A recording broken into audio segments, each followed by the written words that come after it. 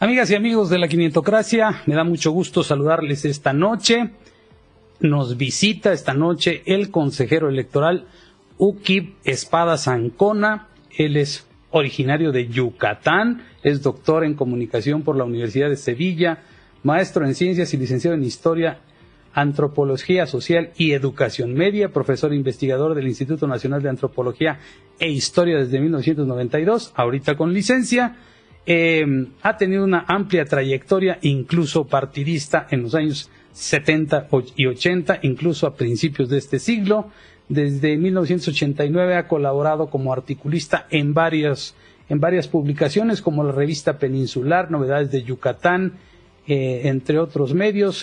Ha sido comentarista de Telesur, Grupo Raza, CIPSE, el Instituto Mexicano de la Radio, les comentaba, entre 2000 y 2003. Se desempeñó como diputado federal, es miembro de la Sociedad Mexicana de Estudios Electorales desde 1999 y desde 2020, estimado doctor, eres consejero electoral del INE. Antes que nada, me gustaría preguntarte cómo se llega a ser consejero electoral en este país, porque la gente piensa que es como antes, como en aquellos tiempos en donde habían cuotas. ¿Te acuerdas que habían cuotas partidistas? Es decir, a ti te tocan 2, a ti te tocan 3. Ahora hay un mecanismo un poquito más sofisticado que le da este nivel de certeza de que quienes están llegando al Instituto Nacional Electoral tienen no solo un grado de preparación, sino también un respaldo de prestigio y que los hace aptos para ser árbitros electorales. Te agradezco mucho la presencia en esta comunidad, te damos la bienvenida y me gustaría que empezaras por eso. Pues mira, no lo sé.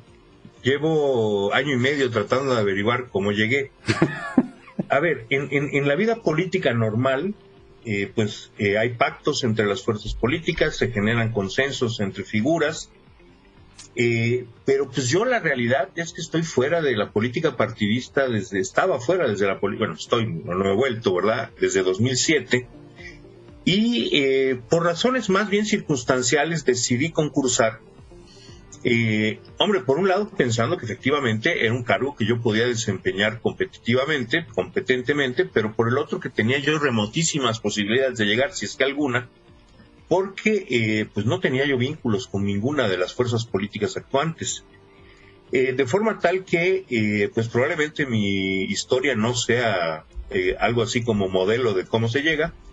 Pues yo llegué concursé, presenté mi examen, presenté mis textos, presenté las entrevistas y bueno, pues resulta que después de un proceso, largo, intenso, indiscutiblemente, pues resulté designado consejero por el Congreso, lo cual me hizo preocuparme mucho porque la responsabilidad sí es muy grande, pero también creo que estamos sacando adelante un trabajo como colectivo, un trabajo crucial para la República.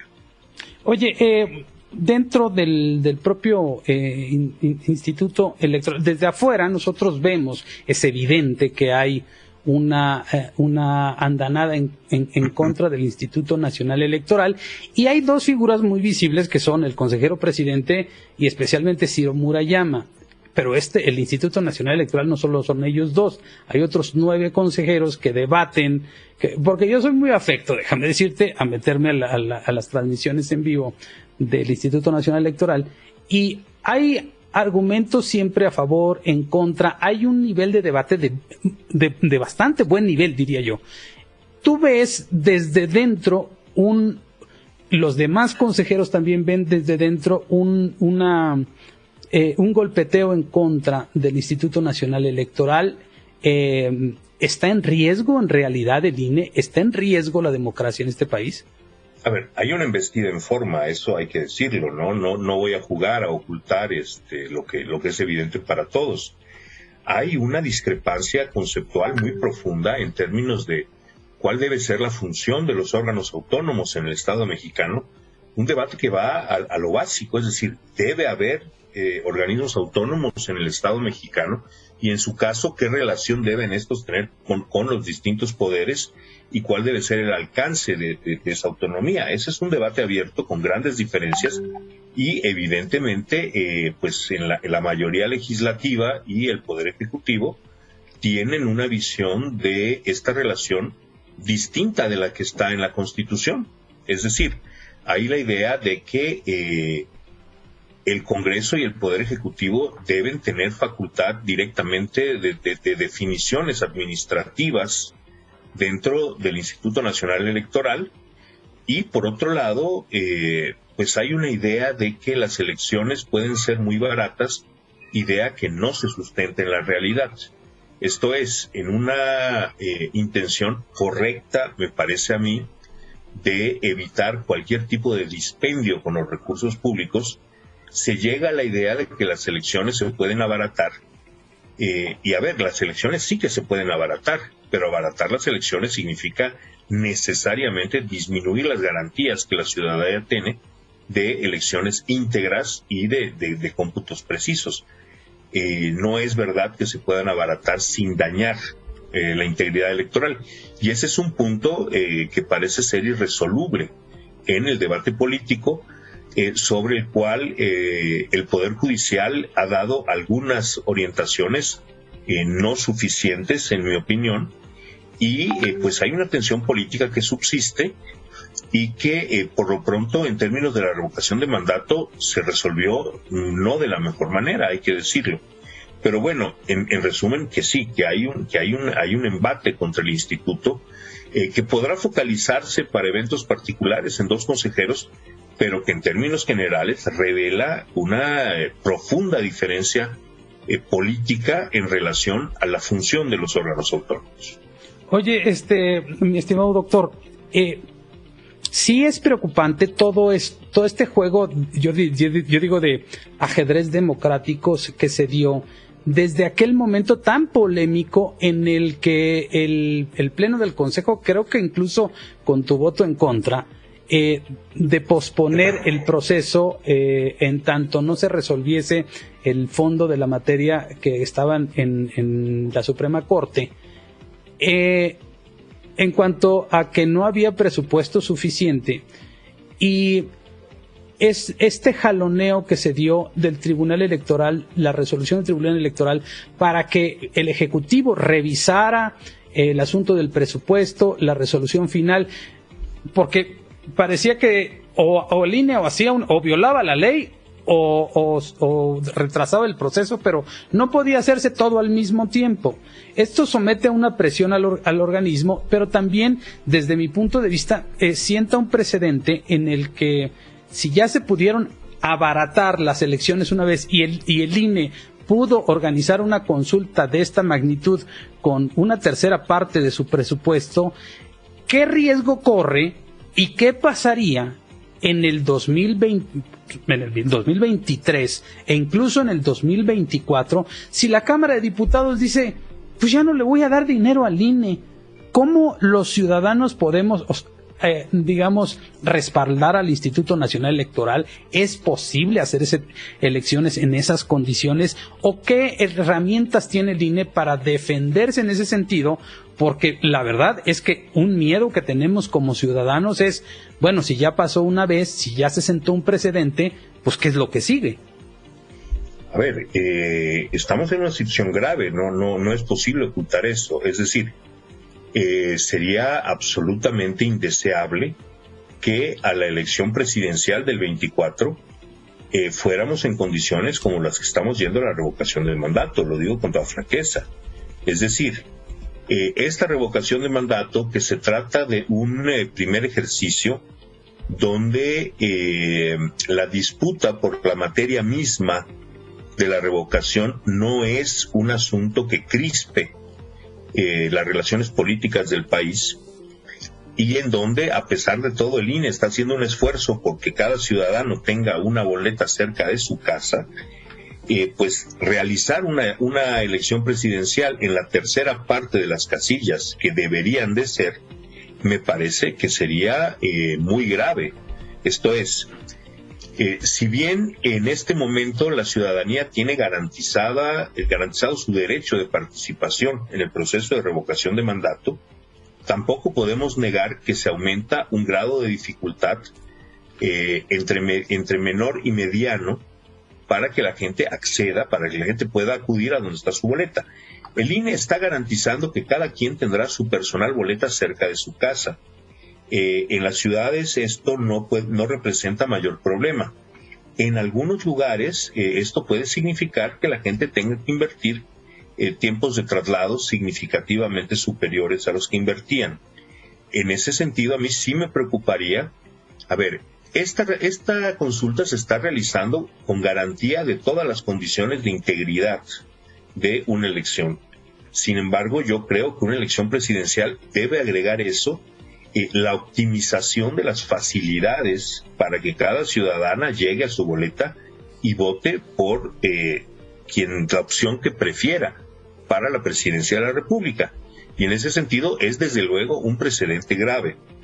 El asunto no está resuelto en definitiva. Recordemos que la Suprema Corte de Justicia tiene todavía este asunto en sus manos y que podría, y yo deseo que así sea, resolverlo antes del proceso de revocación, aunque ya no pueda tener efectos prácticos, es decir, ya no vamos a poder multiplicar por 3 el número de casillas, aunque la Corte resolviera en nuestro favor el día de mañana. Sin embargo, sería una sentencia fundamental para lo que sigue. Tampoco estamos hablando de un terreno puramente teórico. En las pasadas elecciones hubo estados en donde el estrangulamiento económico de los institutos locales generó momentos de auténtica dificultad en que parecía que el proceso mismo estaba en riesgo. Estas circunstancias se pudieron resolver en parte gracias a la gestión del Instituto Nacional Electoral, pero son precedentes muy serios que hay que tener en cuenta. Me parece que en este momento la responsabilidad del Poder Judicial es muy grande. Es decir, el Poder Judicial tiene la opción de decirnos que las elecciones tienen que realizarse con ciertas garantías, que esas garantías tienen un costo y que garantizar esa realización, que es en efecto obligación de diversas instituciones del Estado mexicano, tiene que disponer de los recursos necesarios para que se haga en óptimas condiciones, no solo en condiciones de garantías suficientes, sino en condiciones que propicien la máxima participación ciudadana en el proceso. Ahora, yéndonos hacia más adelante, ¿cómo podríamos los ciudadanos de a pie? Porque fíjate, una de las cosas que yo he planteado siempre en la comunidad es que hay tanta confianza en el Instituto Nacional Electoral, de propios y extraños, pues que todos traemos en nuestra cartera traemos nuestra credencial de elector, y cualquiera que te diga que no, que el INE, que no es, con esto se identifica, con esto va al banco. Esto es la institución en la que más creemos. ¿Cómo podemos nosotros como ciudadanos respaldar? Porque esa es digamos que una inquietud ciudadana que hay. ¿Cómo hacemos para que esto, que es, bueno, nuestra propia identidad, lo que hemos construido, y tú lo sabes muy bien, desde 1988 con más fortaleza, la fundación de aquel Instituto Federal Electoral, la autonomía plena, las reformas electorales que han habido, que le han dado cada vez más solidez al Instituto Nacional Electoral, lo que garantizó la alternancia en México, pues es toda una trayectoria que está respaldada en esto. Aquí está, toda esa historia está aquí. ¿Cómo le hacemos para que esto siga valiendo lo mismo? ¿Cómo hacemos los ciudadanos? ¿Cómo respaldamos a nuestro Instituto Nacional Electoral para que en estos embates con intenciones no muy legítimas de tratar de golpetear al Instituto Nacional Electoral, haya este respaldo ciudadano? ¿Cómo ayudamos, pues? Bueno, a ver, te recuerdo que estás hablándole a un tipo que militó 28 años a partir de los 15, de forma tal que lo que yo te puedo responder es en el orden que cada quien opte, opinando, participando y en última instancia militando. Yo siempre llamo a la militancia partidista. A mí me parece, yo soy un partidócrata convencido. Yo creo que no existe democracia sin partidos y que los partidos son las grandes garantías de programas políticos para la sociedad. Y me parece que es necesario que la gente participe políticamente. Bueno, esa digamos fue mi decisión personal por estas cosas que creo. No tiene que ser la decisión personal de cada quien, pero me parece que en la medida en que más ciudadanos participen en distintos niveles, opinando, participando socialmente, militando partidistamente, pues va a ser mucho más fácil que esta ciudadanía garantice que la democratización de este país, que nos requirió 40 años de lucha, siga yendo para adelante. Y esto es, y aquí yo sí creo que la defensa de la autonomía del Instituto Nacional Electoral hoy es un asunto crítico, pero me parece que la lucha democrática de esta sociedad tiene que ir mucho más allá. Seguimos con una transición democrática pendiente. Tuvimos una alternancia en la presidencia de la República en 2000, eso rompió el régimen de partido de Estado, pero la nueva democracia no ha sido plasmada en nuevas reglas constitucionales. El sistema político, el sistema electoral, siguen siendo en mucho el viejo sistema político y el viejo sistema electoral. La hipótesis que fue con la que gobernó Vicente Fox, de que la transición democrática se puede gobernar con las reglas constitucionales del partido de Estado, se ha demostrado fallida. Esa transición democrática que no se concretó con Vicente Fox sigue siendo una tarea pendiente y me parece que hay que participar en ello. Opinar es importante, participar socialmente es importante, pero definir una participación política personal me parece mucho más importante. Yo creo que la democracia es una conquista cotidiana y que la ciudadanía tiene la responsabilidad de garantizarse ese espacio. Recordemos en la definición clásica de democracia que se nos hacía en la escuela, la democracia como el gobierno del pueblo, por el pueblo y para el pueblo, pues vámonos acordando de la parte de por el pueblo. Es decir, como ciudadanía tenemos un espacio necesario en la democracia. Sin participación ciudadana no hay democracia. Delegar simplemente en otros el quehacer político es una insuficiencia de ciudadanía. Así lo he visto yo, así lo veo yo hoy, y creo que esto es una parte crucial en la construcción del futuro democrático que tenemos por delante. El próximo año, en abril del 2023, habrá de renovarse la presidencia del Instituto Nacional Electoral. Me gustaría que nos comentaras cómo es ese proceso, cómo se renueva al consejero presidente. Debo suponer que, como ha sido en ocasiones anteriores, el consejero presidente, ninguno de ustedes aspira a ser consejero presidente, ¿o sí? ¿O viene un nuevo presidente como tal? Es decir, todos ustedes son pares, pero hay alguien que preside ese consejo. ¿Cuál es el proceso de designación? Y esta es una de las grandes preocupaciones, es ¿qué tanto es posible que el Ejecutivo Federal o el partido en el gobierno meta la mano en la designación del presidente, el nuevo presidente del Consejo del Instituto Nacional Electoral?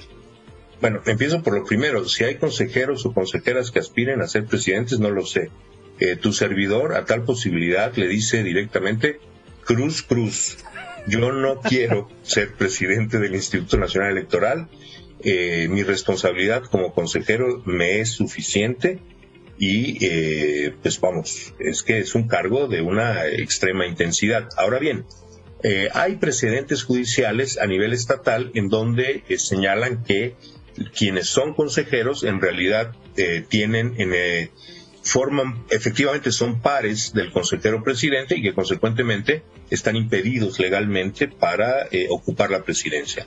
Si esto prevalece para este nuevo proceso de selección, la nueva presidenta o nuevo presidente del instituto será una persona que hoy no está sentado en el Consejo General y que no lo ha estado antes. Esto tiene su asegún dependiendo de la interpretación que la propia Cámara de Diputados y el Tribunal Electoral den sobre el asunto. Y bueno, el proceso será un proceso semejante a aquel en el que participamos hace 2 años los que hoy estamos en el Consejo General, es decir, La Cámara de Diputados deberá lanzar una convocatoria, en realidad dos, una para consejero presidente y otra para 3 consejeros electorales que reemplazarán a quienes salen. Esto se somete a un concurso público en donde, bueno, primero hay que llenar los requisitos legales, después, en este caso, esto no es, no recuerdo el grado de particularización que esto tiene en la ley, pero en principio hay un examen técnico, en nuestro caso fue un examen directamente, después una valoración curricular y de textos de los contendientes. En cada etapa se van filtrando, es decir, hay quienes pasan a la siguiente etapa, y finalmente una entrevista con los integrantes del comité técnico.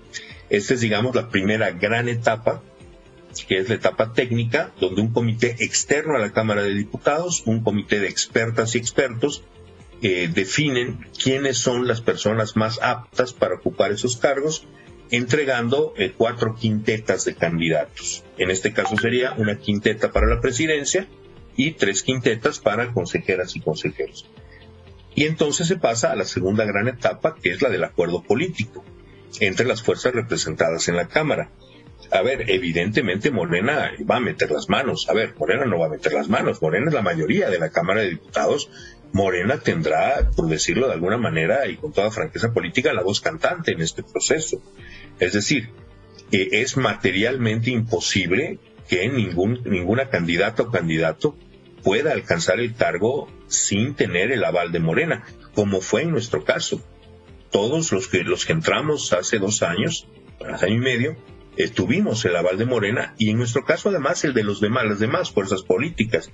Quiero decir, y eso a mí me resultó muy satisfactorio en ese momento, que nosotros llegamos electos por unanimidad de los grupos parlamentarios, si bien no por unanimidad del Pleno, porque hubo algunas disidencias pequeñas, pero que bueno, no rompieron la unanimidad, pero todos los grupos parlamentarios apoyaron la cuarteta que finalmente se presentó a votación del Pleno.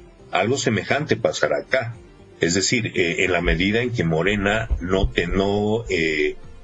puede ser excluido aritméticamente de este proceso, tendrá una responsabilidad muy importante y bueno, pues se consensarán propuestas que tendrán más o menos apoyo de los distintos grupos parlamentarios, porque la elección tiene que ser a 2/3 partes de los integrantes de la Cámara, igual que para una reforma constitucional. Y bueno, pues me parece que es un proceso que funciona, rompe cualquier tipo de acuerdo político previo que pudiera imponer incondicionales, garantiza un mínimo de competitividad profesional y técnica de los electos, pero desde luego, a final de cuentas, se trata de un acuerdo político entre partidos y así debe de ser. Los partidos son los más legítimos representantes de la sociedad civil, son los partidos los que cada 3 años a nivel federal y en otros momentos a nivel local recogen la votación de la ciudadanía.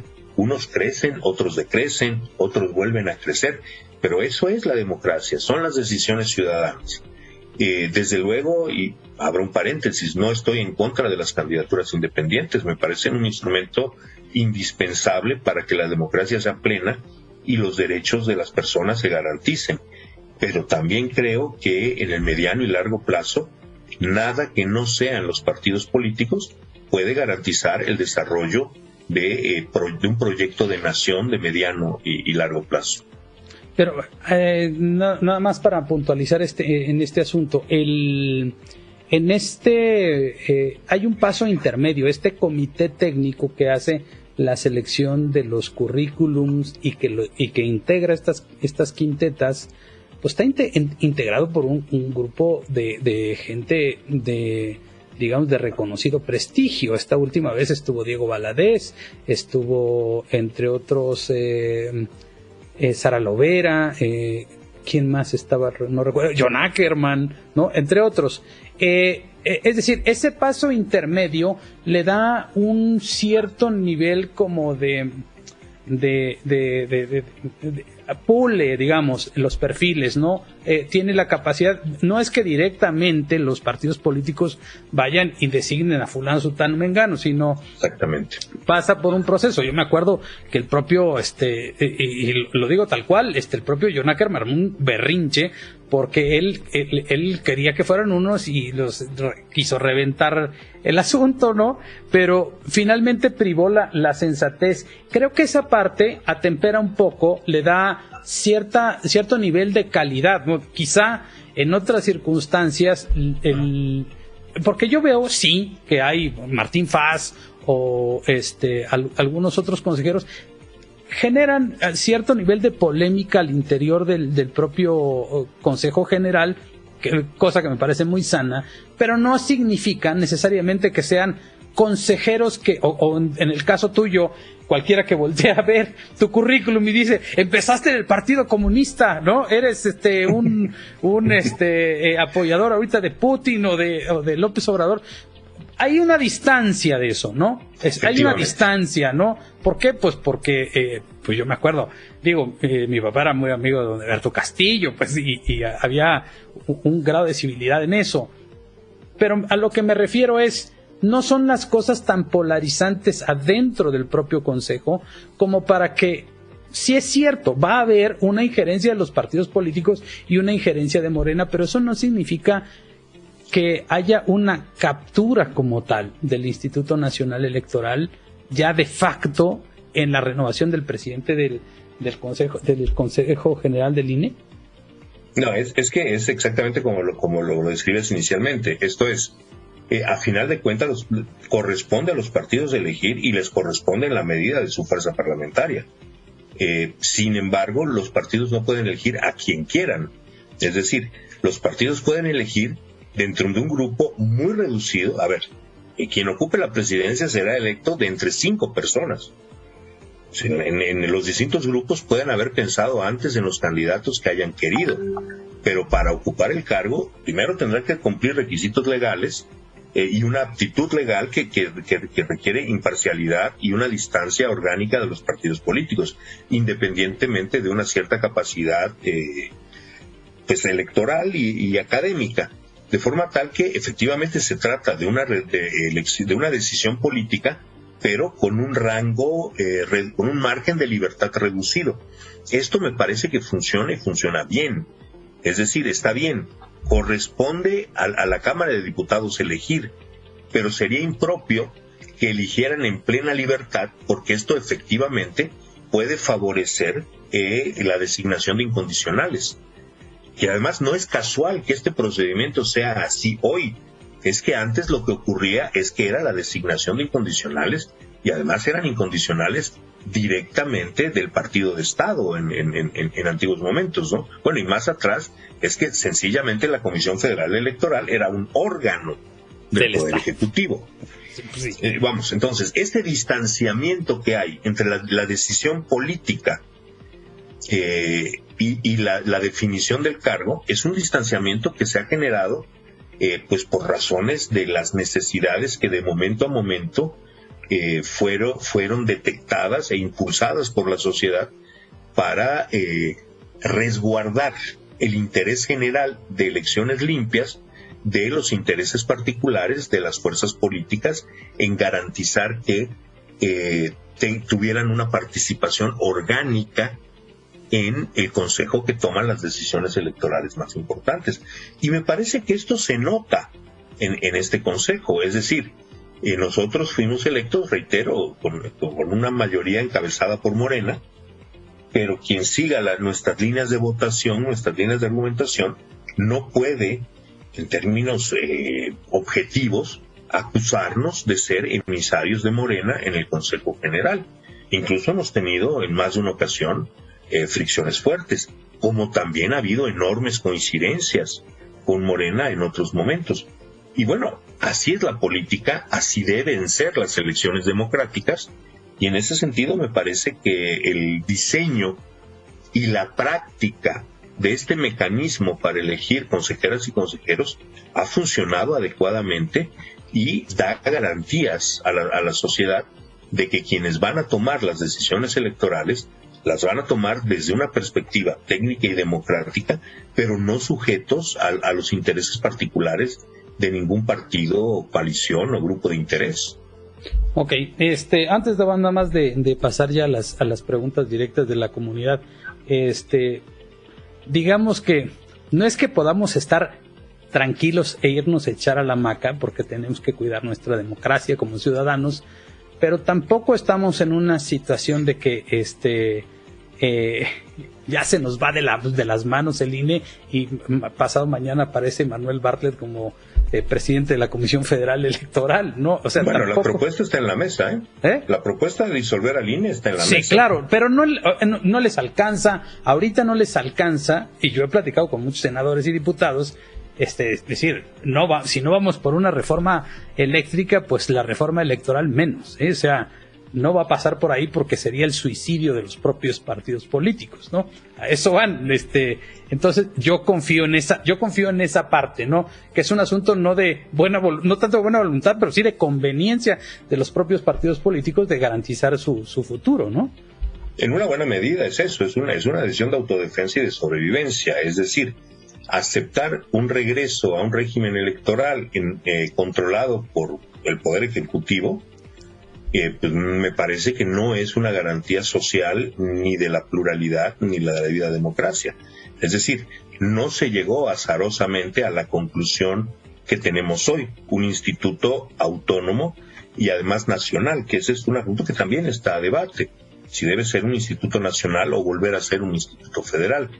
En estos casos a mí me parece que hay que recordar muy puntualmente los procesos que llevaron a estas soluciones jurídicas y en el desarrollo de la democracia mexicana, qué cosas se han superado. Si pensar en la Comisión Federal Electoral me parece que en estos momentos se vuelve un instrumento útil. Es decir, si bien el establecimiento de la Comisión Federal Electoral en su momento dio garantías de una institucionalización de los procesos electorales, posteriormente esta misma comisión se volvió pues un instrumento de control político totalmente antidemocrático, cuya crisis se dio en 1988 con el gigantesco fraude electoral que padecimos como sociedad ese año. Sí, que derivó justamente pues en el 1990, en el inicio del Instituto Federal Electoral, hasta lo que conocemos ahora. Voy a ir poniendo las primeras preguntas, están a tu consideración, estimado doctor. Y pues bienvenido, buenas noches a toda la kinetocracia. Y pues bienvenido, consejero Kip, bienvenido a esta comunidad preocupada porque pues cada día nos vaya mejor este país.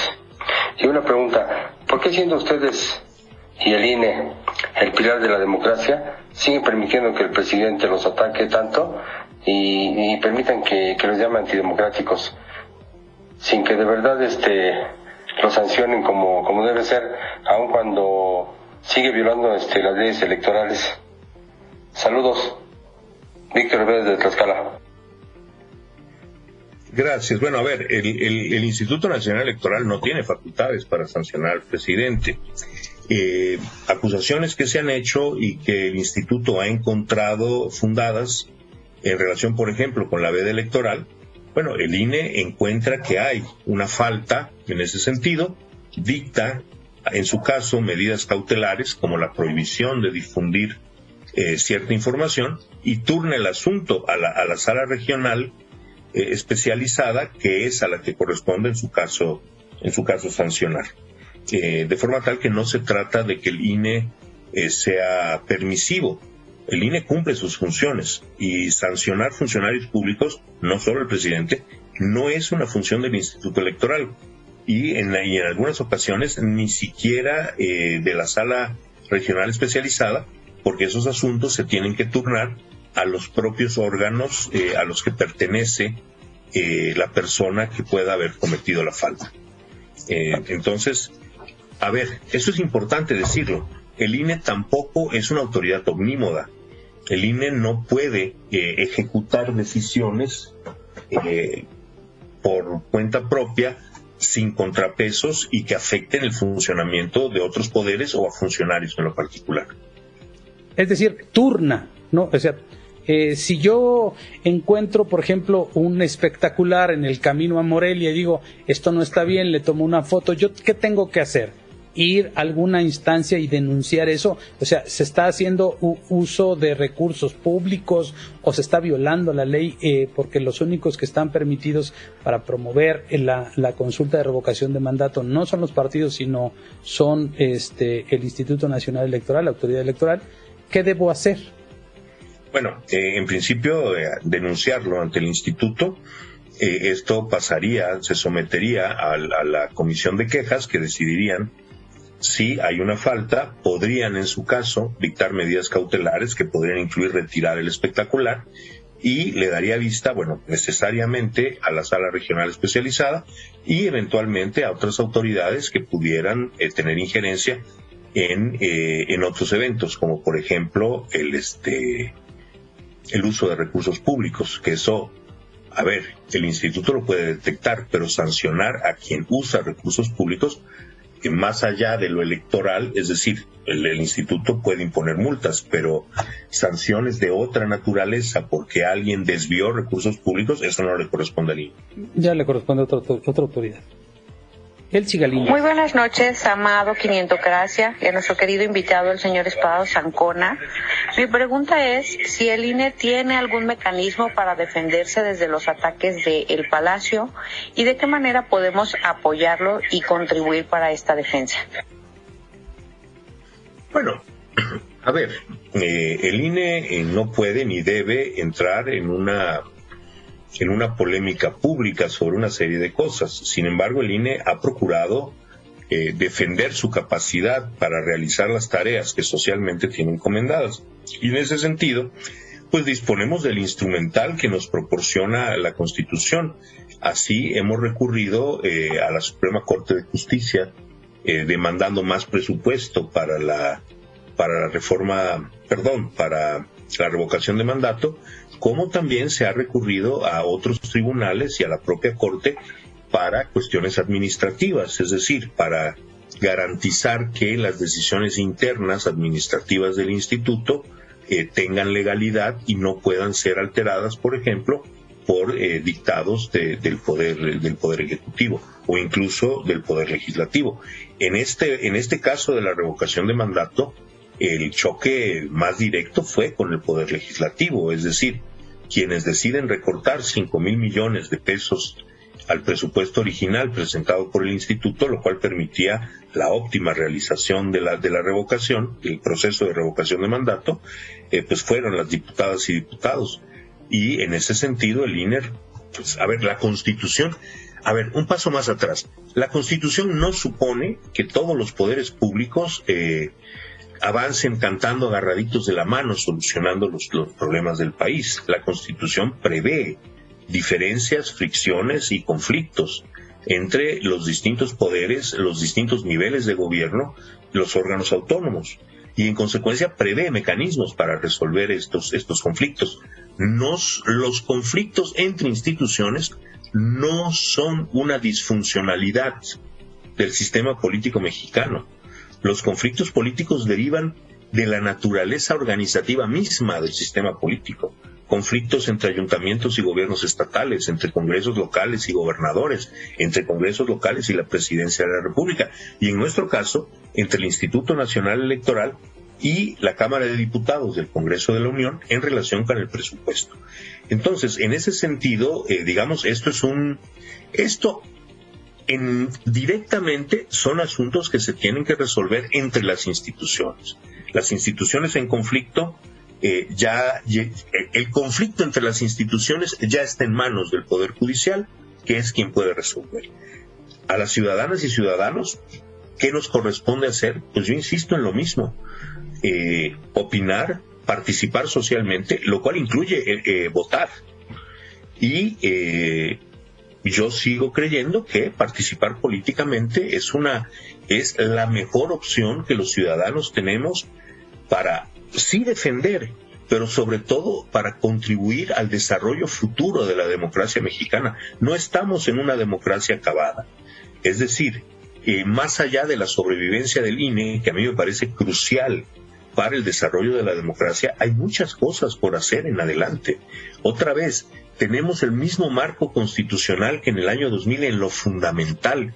El orden institucional del poder no se transformó a partir de la alternancia en el poder.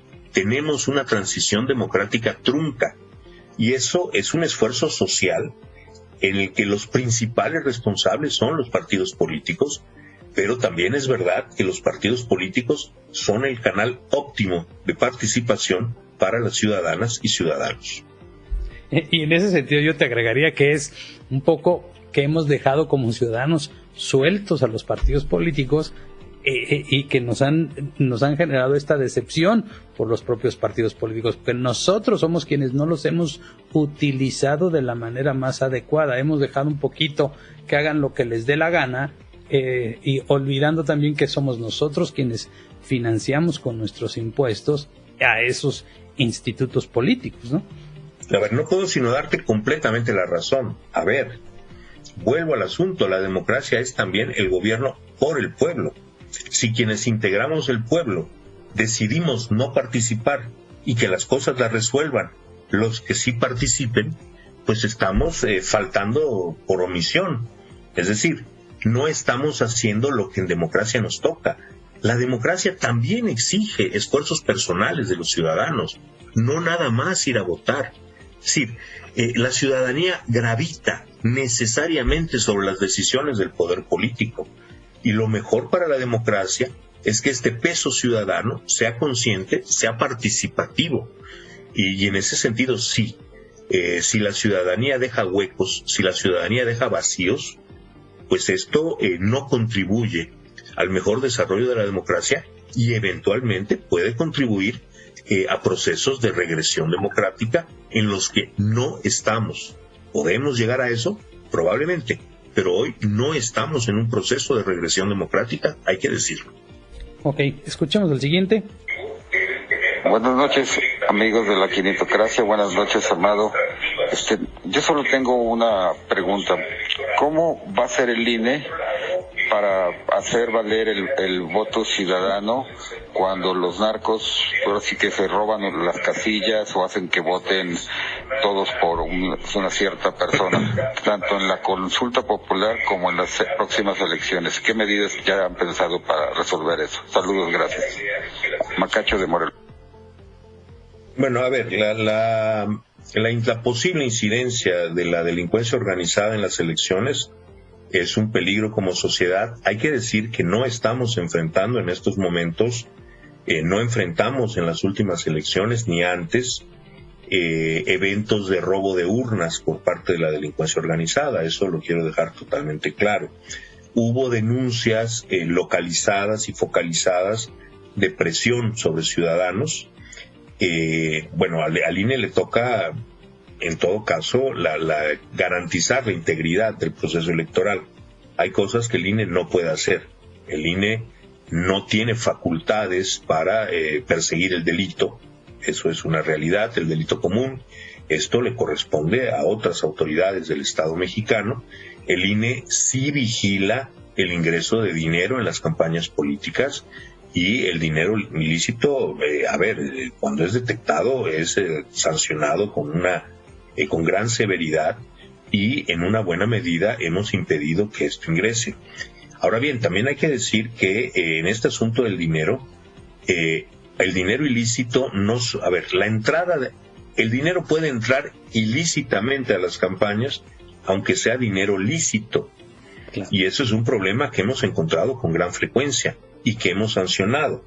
¿Subsiste? Sí subsiste. El uso de dinero en efectivo de diversas fuentes que se utiliza de manera ilegal en procesos electorales está ahí. A diferencia del dinero bancarizado, que es, pues no me atrevo a decir que verificado al 100% por el instituto, pero en todo caso muy, muy cerca del 100%, el dinero que circula ilícitamente en efectivo es detectado con cierta regularidad por el instituto, pero hay ocasiones en que esto es materialmente imposible. Tenemos allá un problema en el que también tienen que concurrir la responsabilidad de otras autoridades. El flujo de dinero ilícito es algo que el instituto no tiene el instrumental necesario para controlar y en su caso impedir o mínimamente sancionar. Entonces, en resumidas cuentas, en lo electoral el instituto ha tenido una gran eficacia para evitar la introducción de este dinero. No ha tenido un problema de participación directa de la delincuencia organizada en la adulteración de resultados o el robo de casillas, y los procesos de presión que se dieron de manera, reitero, focalizada en algunos procesos para efectos de lo que en lo electoral corresponde al INE, se tomaron medidas, pero el problema de la delincuencia organizada en el país y de su capacidad de actuación rebasa con mucho las facultades del Instituto Nacional Electoral. Gracias, consejero. Carlos Lemus.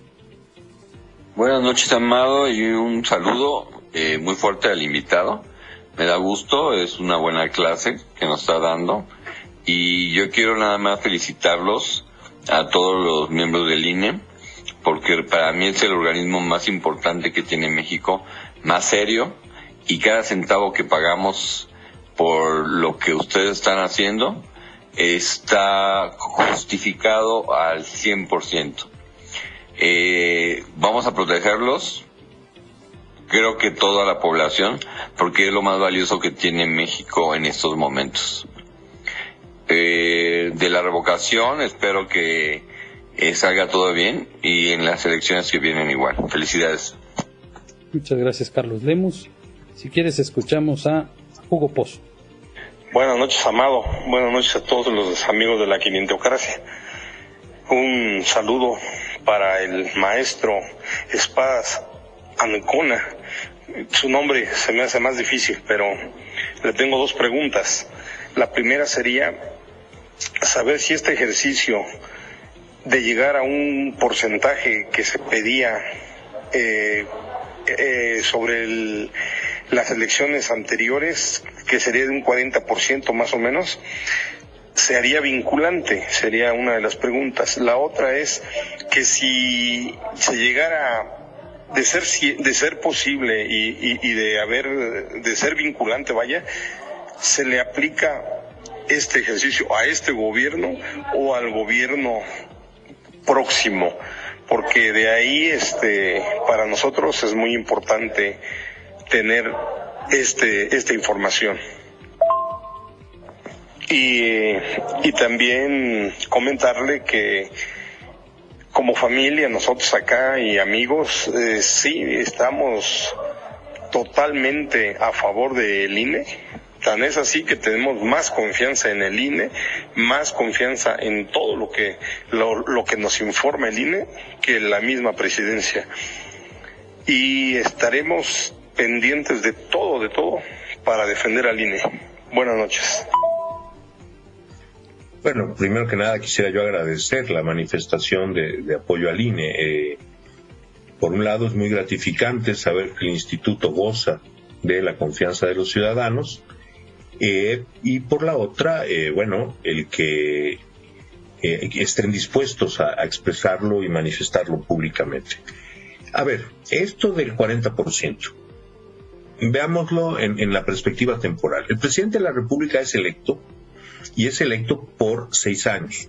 Esto es la base del proceso. Ahora bien, lo que la revocación de mandato atiende es la posibilidad de que en este periodo de 6 años, que es un periodo largo, hay que decirlo, haya un momento en el que la ciudadanía pierde la confianza en el presidente que ya fue electo. Entonces, la Constitución garantiza el derecho de quienes estén inconformes con el presidente de la República, él garantiza el derecho de pedir y en su caso lograr que esa presidencia se interrumpa antes de la conclusión del periodo constitucional. Ahora bien, la Constitución prevé importantes limitaciones para que esto sea así. Esto es, primero, se limita la posibilidad de convocar a este proceso a que un mínimo del 3% de la lista nominal de electores solicite la realización de la consulta de revocación. Pero bueno, una vez logrado esto, fueron aproximadamente 3 millones de personas, entonces se realiza la convocatoria para generar la jornada de consulta. Ahora bien, pensemos en distintos escenarios. ¿Qué pasaría si acuden? La elección constitucional involucró a casi 60 millones de electores. ¿Qué pasaría si al proceso de revocación acude 1,5 millones de personas y votan mayoritariamente por revocar el mandato del presidente de la República? La lectura constitucional lo que nos dice es, no, pues así no. Al presidente de la República lo eligió un porcentaje elevado de ciudadanos, estamos hablando de 30 millones en este caso concreto, que fue el 53% de quienes acudieron a votar en una elección en la que participó cerca del 70% de quienes podían hacerlo. De forma tal que lo que nos dice la Constitución es, para revocar el mandato del presidente, hay que tener un mandato popular de una magnitud, pues no igual, pero sí comparable con la voluntad ciudadana que le dio 6 años de gobierno. Si yo tengo una expresión minoritaria que quiere revocar el mandato, no sería democrático hacerlo.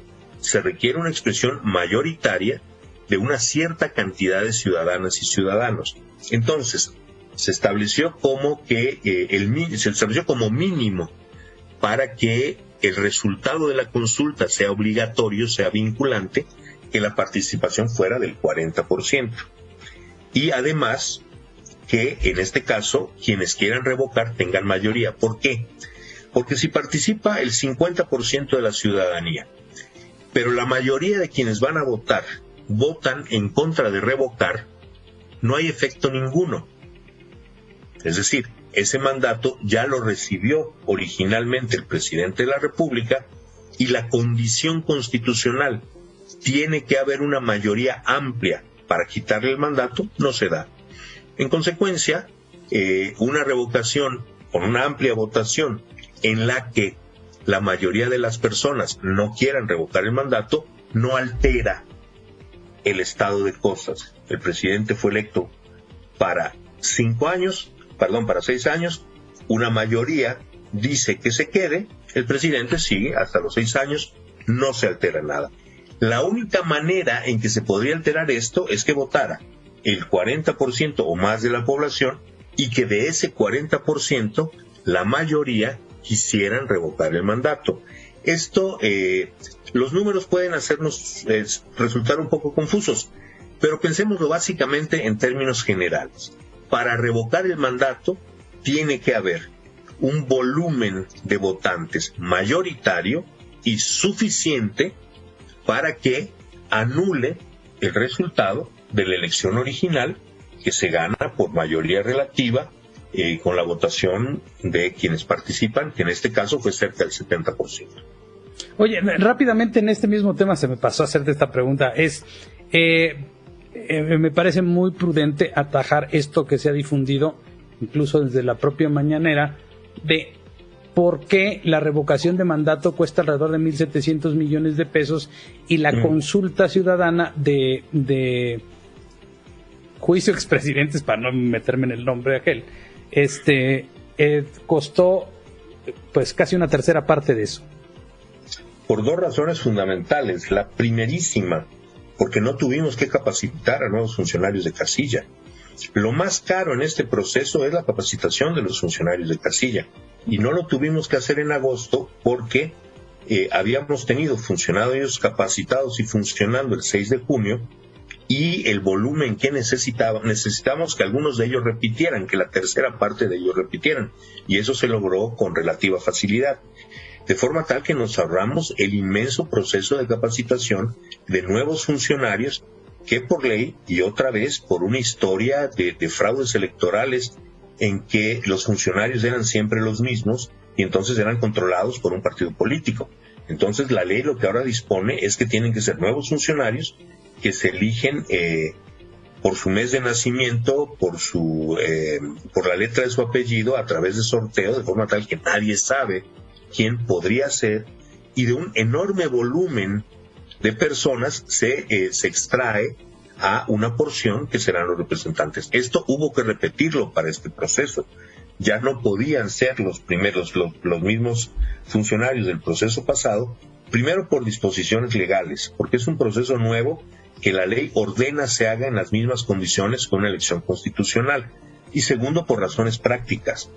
A ver, para decirlo en términos técnicos, ser funcionario de casilla es una verdadera soba, de forma tal que no todo mundo está dispuesto a repetir la chamba. Muchos lo aceptaron y eso pues fue un gran premio para el INE, hay que decirlo, pero no sería pertinente intentarlo ahora, a casi un año de la realización del proceso de junio, y cuando una buena parte de los funcionarios ya repitieron en agosto. Lo sé porque me tocó ser funcionario casi presidente de casilla el 6 de junio pasado, y llegué a mi casa a la 1:30 de la mañana hecho un trapo. Bueno, y estos son ya las elecciones nuevas que se pueden fechar en 1991, que hubo un gran reseccionamiento. Antes de 1981, las casillas amanecían recibiendo votación. Había colas de votantes que duraban hasta las 3, 4, 5 de la mañana, y entonces se computaban gigantescas cantidades de boletas. A mí me tocaron a lo largo de los años varias casillas que cerraron a las 7 de la mañana o después. Pero bueno, esto de los funcionarios es una gran parte de lo que se ahorró para el proceso de la consulta. Para la consulta también se ahorró mucho en material electoral, es decir, mesas, mamparas, urnas, que se prepara, que se hacen en materiales que puedan ser reutilizables, pero no se pueden reutilizar un número indefinido de veces, porque finalmente también hay que cuidar el costo. Sí, entonces, claro. si nosotros ponemos urnas que puedan servir para 10 procesos electorales, pues vamos a estar comprando unas urnas carísimas. Entonces, bueno, se compran urnas duraderas, pero no son tan duraderas como para poder servir en 3 procesos electorales. Son materiales básicamente reutilizables, pero no indefinidamente, y ahí tuvimos un ahorro también en la consulta de agosto. Pues es prácticamente estaba nuevo. Es posible, ¿no? El día de hoy. Estaban prácticamente nuevo todo, ¿no? Es una elección nueva, efectivamente. ¿Qué tal, Amado? Tonatiu Camarillo. Buenas noches, consejero. Yo quiero preguntarle, he visto que muchos medios de comunicación se expresan en contra de la revocación de mandato. Tal vez efectivamente el presidente no se vaya con la revocación, pero ¿usted cree que sea un buen mensaje para decirle al presidente que no estamos de acuerdo con su forma de gobernar? Bueno, a ver, para quienes no están de acuerdo con la forma de gobernar del presidente es un buen mensaje. Para quienes sí están de acuerdo con la forma de gobernar del presidente también es un buen mensaje. Es decir, me parece que en estos procesos democráticos lo primero que hay que tener en cuenta es que le dan voz a la ciudadanía. Quienes se quieran expresar en un sentido u otro lo pueden hacer, y en ese sentido es que el instituto está invitando a votar. Muchas personas se acercan a preguntarme, oye, ¿debo votar o no debo votar? Bueno, a ver, yo en principio creo que sí. Esto tiene que ver con ciertos factores. Decía el otro día, a ver, a mí no me pueden preguntar esto, yo soy yucateco. Si a los yucatecos nos ponen una urna y vamos a votar, es una cuestión automática, así somos, lo hemos hecho desde siempre. Por eso hubo cosas históricas en Yucatán, como que la oposición ganó la alcaldía de Mérida en 1967. Pero vamos, en Yucatán hay una práctica de votar que es rutinaria. Entonces, uno ve urna y ¡zum!, va a votar, ya está. Pero en términos generales me parece que es correcto. Es decir, son espacios democráticos que se abren, y en los espacios democráticos hay que participar. Todos los procesos de revocación que se den a partir de este momento tendrán diferentes condiciones. Podrán o no podrán ser eficaces para remover al presidente de la República en su momento, pero están sentando ya un precedente y van a ser una práctica rutinaria. Y yo invito a una reflexión que me parece muy importante. En grandes procesos de revocación, como serán invariablemente los que se den en torno a la presidencia, me parece que no veremos cosas que cambien mayormente lo que a simple vista podemos percibir en el día a día. Pero recordemos que estos procesos van a volverse parte también de las dinámicas estatales. Sí. Y a nivel de los estados pueden resultar instrumentos mucho más dinámicos. Es decir, a mí no me extrañaría que en el futuro próximo veamos procesos de revocación de mandato, especialmente a nivel estatal, que tengan resultados vinculantes y que puedan efectivamente resultar en la interrupción del mandato de un gobernador. Es decir, la revocación de mandato no es solo esta revocación de mandato que va a tener lugar el 10 de abril. Es un instrumento nuevo de participación de democracia directa, de participación, que va a tener efectos muy diversos en el futuro en México. Lo mismo que va a ocurrir con las consultas populares. Este es un primer ejercicio que estamos haciendo a nivel nacional y que después de su realización merecerá un profundo debate por la sociedad, por las autoridades electorales y muy especialmente por los partidos políticos dentro del marco legislativo. La revocación no está siendo un proceso perfecto. Tenemos problemas complejos.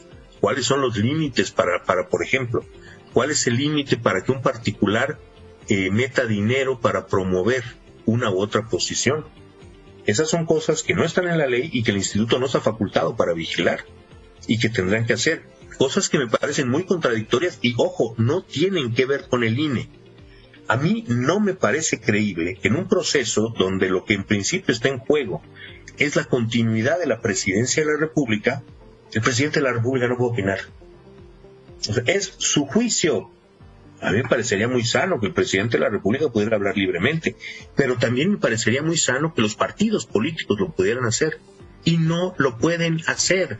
Pero porque ellos mismos pusieron el candado. Es que el candado no lo puso el INE. El que puso la cláusula fue la bancada mayoritaria en el Congreso. O no lo vieron, o algo pasó, pero ellos mismos aprobaron eso y ahora le reclaman al INE. Sí, eso es cierto. Ahora, lo de los partidos políticos no fue la Cámara, lo de los partidos políticos fue la Corte. Y ahí la cosa ya está peor. Es decir, esta idea la idea que prevalece es un proceso ciudadano, entonces los partidos que no se metan. Como si los partidos y los ciudadanos fueran cosas distintas. Pero es que los partidos políticos son, de hecho, no solo deben de ser teóricamente, los partidos políticos son, de hecho, el principal ducto de participación política de la ciudadanía, y no nada más a nivel nacional. Veamos lo que ocurre en los municipios. La gente se agrupa en torno a partidos políticos y disputan democráticamente el poder político en torno a los partidos. A mí me parece que excluir a los partidos políticos de este debate es un grave hándicap, un grave impedimento para el desarrollo democrático, y creo que eso se tiene que revisar. Y se tiene que revisar a nivel constitucional. Es decir, si es un proceso ciudadano y los canales idóneos para la participación política de los ciudadanos son los partidos políticos. Pensemos en otro tipo de regímenes, en los regímenes parlamentarios europeos, por ejemplo, donde la revocación de mandato es lo que se conoce como un voto de censura. Y el voto de censura lo proponen los partidos de oposición en los parlamentos, y lo discuten los partidos políticos y lo votan los partidos políticos, porque las diputadas y diputados son la voz, son la voluntad de quienes los eligieron en la Cámara de Diputados. No son fulanita y fulanito diputados, son los cientos de miles de votantes que están tras de ellos. Y en consecuencia me parece que impedir que en un proceso de revocación de mandato hablen libremente los políticos, los afectados por la revocación, en este caso el presidente, pero mañana los gobernadores y los partidos políticos, en eso las condiciones de fiscalización que nos van a reventar más adelante. En eso estoy de acuerdo contigo, porque la verdad me llama mucho la atención cómo le llama Ciro Gómez Leiva, ¿no? La ley electoral, una ley electoral soviética en donde impide todo a todo mundo, cuando tendría que ser libertad a todo mundo. En eso claro. Sí estoy de acuerdo. Sin embargo, mientras la ley esté así, tendrían que respetarla, y me parece que no lo están haciendo.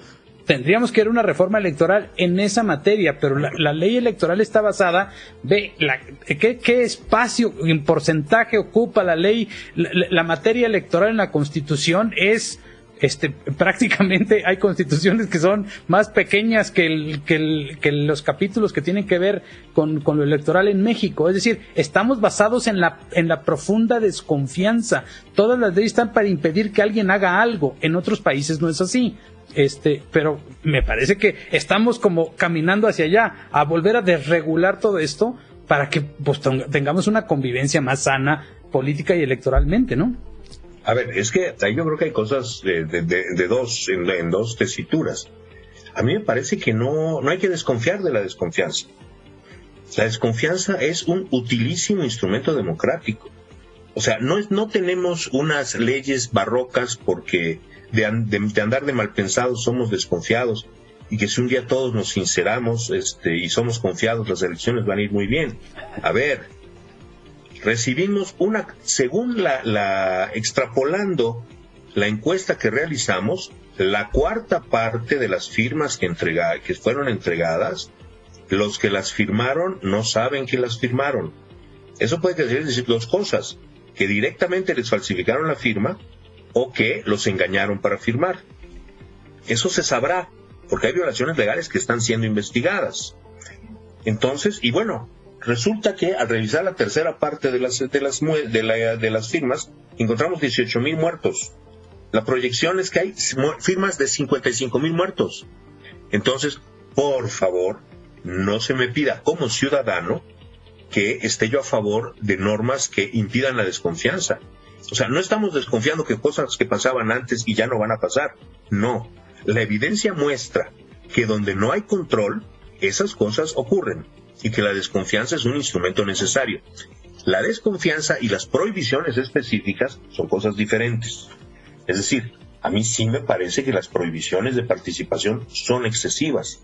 No creo que haya que tener confianza, por ejemplo, en que si liberamos la compra de tiempo aire en radio y televisión, los empresarios se van a autocontener, autorregular, y no van a tirar enormes cantidades de dinero para decidir quién es el próximo gobernante. Entonces allá no se trata de confiar o desconfiar, se trata de imponer una taxativa. Ahora, no es lo mismo imponer una taxativa para que alguien meta 200 millones de pesos en publicidad de radio y televisión a imponer una taxativa para que el acusado se defienda. Es que, vamos, a ver, yo no soy López Obradorista, tampoco soy su enemigo, y en mi función me toca ser árbitro.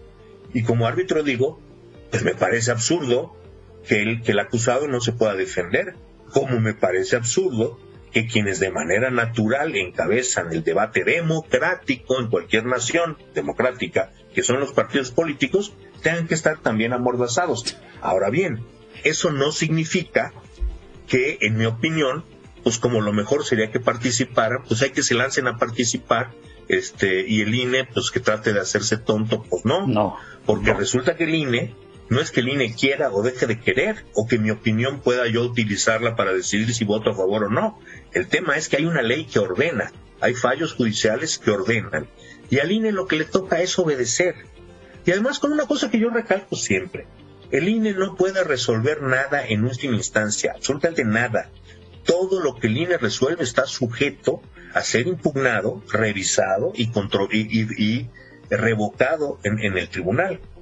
Pero entonces lo que sí está ocurriendo es que el INE está colocado en una situación que es verdaderamente irresoluble. Porque por un lado tenemos la obligación de vigilar leyes que imponen limitaciones que a mí me parecen impropias, pero estamos obligados a revisar. Y entonces revisamos y encontramos faltas, y actuamos en consecuencia de las faltas que la ley prevé. Se dictan medidas cautelares, se turna la sala regional especializada, se amonesta a personas, y entonces resulta que nosotros somos efectivamente la Stasi alemana vigilando que la gente no se mueva.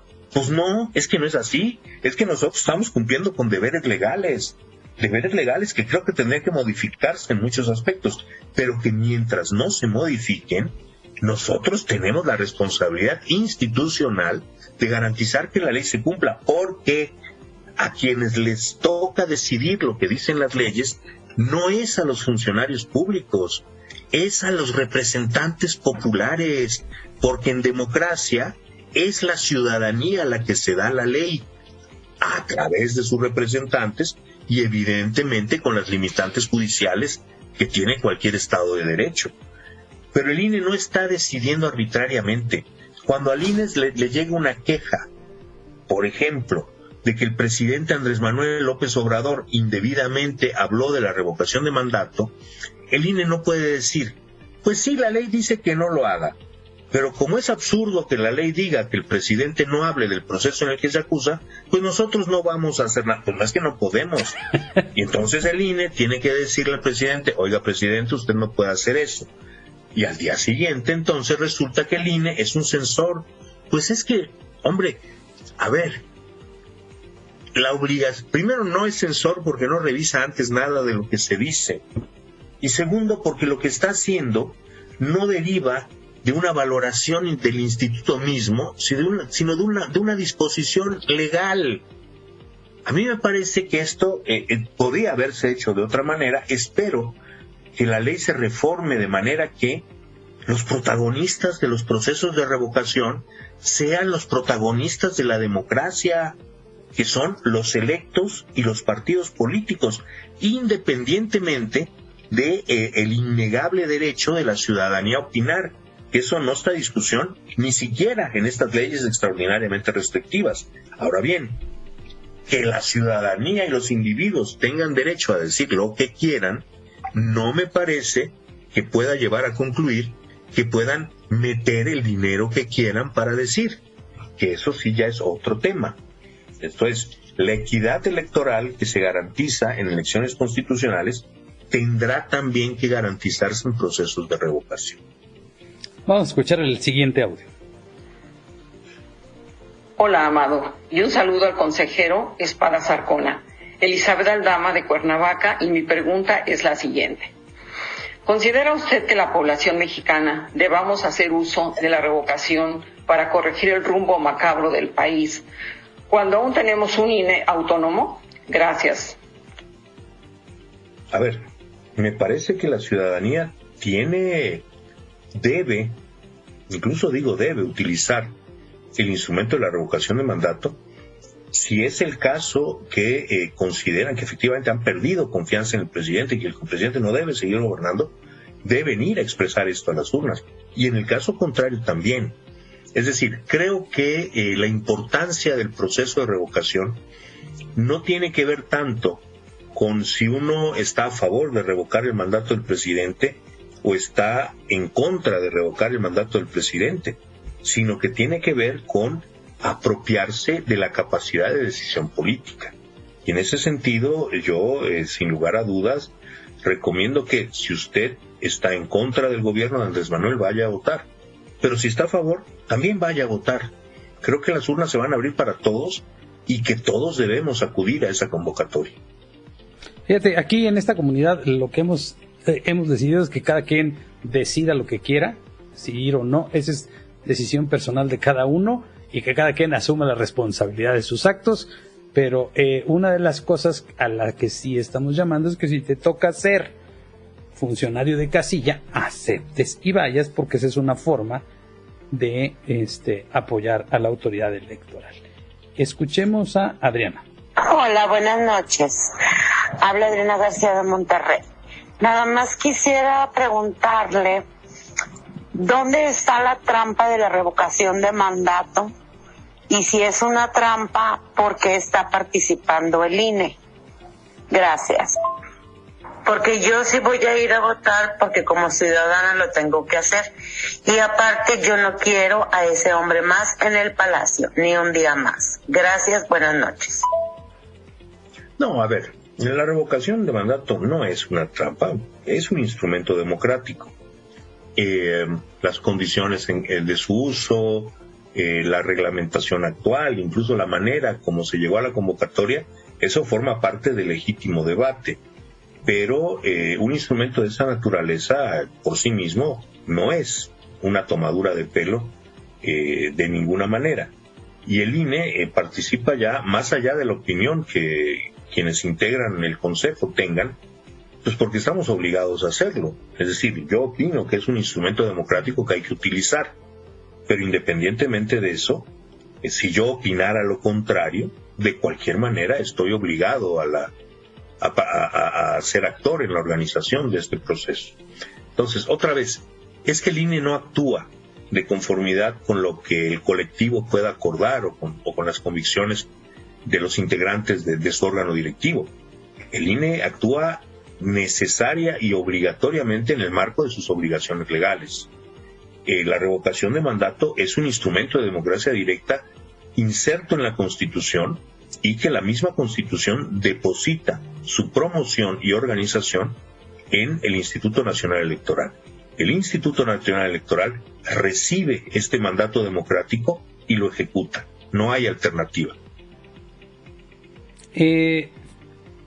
Quizá la parte de la digamos, a lo que le llaman trampa, o lo que hemos denominado en alguna ocasión como trampa, tiene que ver con el hecho de que pues no es muy creíble que el directo perjudicado, que es el presidente de la República, sea el principal promotor de este ejercicio, ¿no? ¿Por qué? Pues porque para muchos él está utilizándolo para fines distintos a lo que... O sea, que quien debió convocar es la ciudadanía como un derecho ciudadano, y pareciera que el presidente de la República es el principal interesado en él.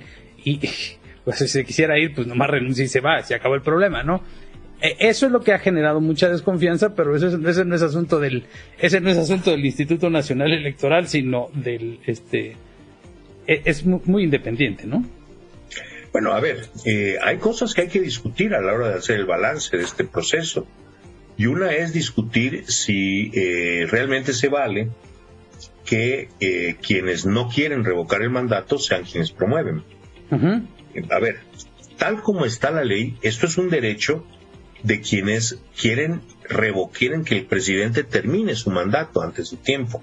No es un momento para renovar el voto de confianza de la sociedad, porque el voto de confianza de la sociedad se dio en el 2018 y vale por 6 años. Eso me parece que es un debate que va a ser pertinente.